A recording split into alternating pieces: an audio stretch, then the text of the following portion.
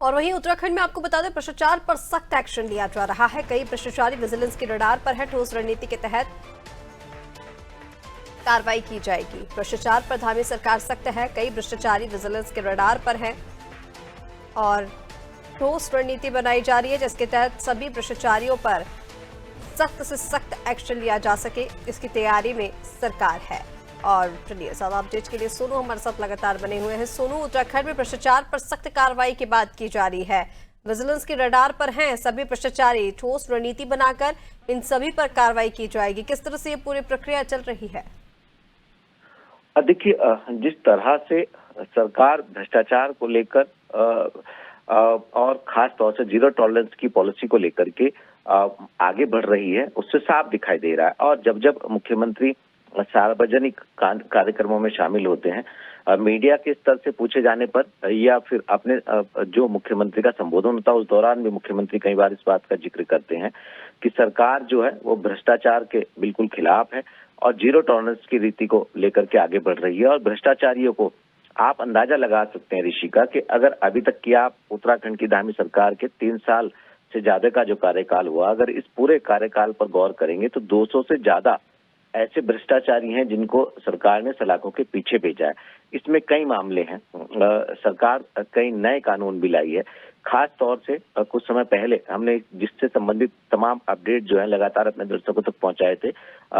जो नकल माफिया थे, नकल को लेकर के पारदर्शी सिस्टम स्थापित करने को लेकर के सरकार ने लगातार प्रयास किए हैं और सरकार को इसमें सफलता भी मिली है।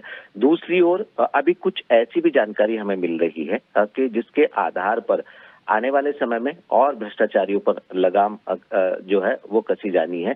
जो विजिलेंस की पूरी टीम है वो लगातार इसकी एक रणनीति बना रही है। और अभी तक अगर आप विजिलेंस की ट्रैपिंग की ही बात करें, जो पैसे लेते हुए तमाम अधिकारी कर्मचारी संलिप्त पाए गए हैं और उनको भी सलाखों के पीछे पहुंचाया, अलग अलग विभाग के अलग अलग स्तर के अलग अलग क्षेत्रों में तैनात अधिकारी और कर्मचारी, तो 60 से ज्यादा ऐसे भ्रष्टाचारियों की संख्या हो गई जिनको सलाखों के पीछे पहुंचाया।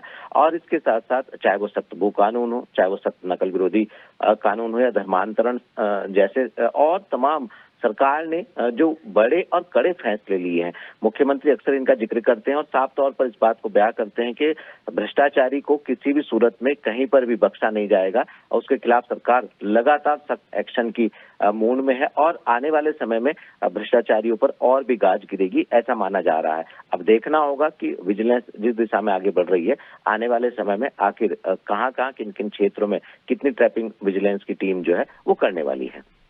बिल्कुल, लगातार, क्योंकि सरकार की तरफ से ये निर्देश दिए गए थे कि भ्रष्टाचारियों को बख्शा नहीं जाएगा और उसी दिशा में सरकार काम करती नजर आ रही है। फिलहाल तमाम जानकारी के लिए सोनू आपका बहुत शुक्रिया, बने रहिए आप हमारे साथ।